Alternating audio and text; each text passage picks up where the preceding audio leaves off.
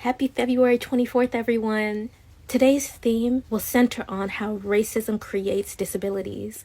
We'll be using Issac Woodard Jr. as an example because he changed the course of American history after becoming blind due to racist police brutality after returning home from serving in the U.S. Army in 1919.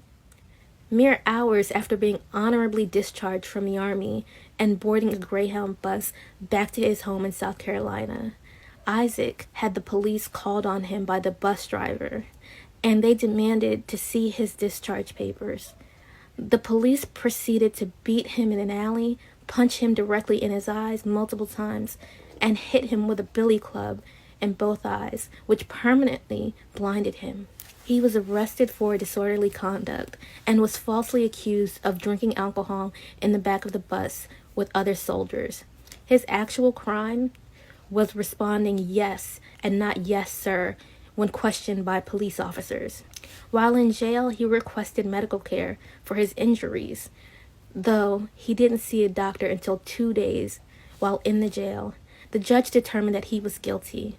Issac paid a $50 fine and eventually received less than stellar medical care in a local hospital, but was eventually transferred to an Army hospital where he was informed that there was nothing they could do medically to restore his sight, and that he'd be blind for the rest of his life.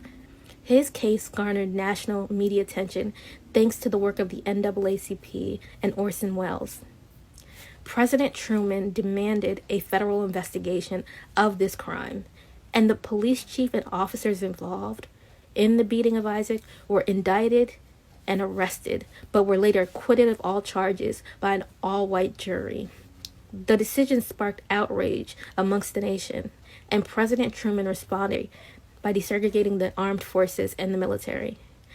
Issac made Black history, which only took him being blinded by racist cops to do so. However, change still needs to come.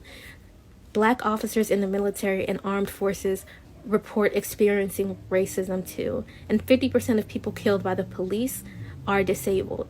Police harassment and mass incarceration create disabilities as well. Prison conditions worsen the health of those incarcerated. So in your advocacy work for racial justice, remember disability can result from racism, and disabled people are regularly subjected to it. It exacerbates institutionalized racism, and social change needs to include the voices of disabled Black people as well. Thank you for listening.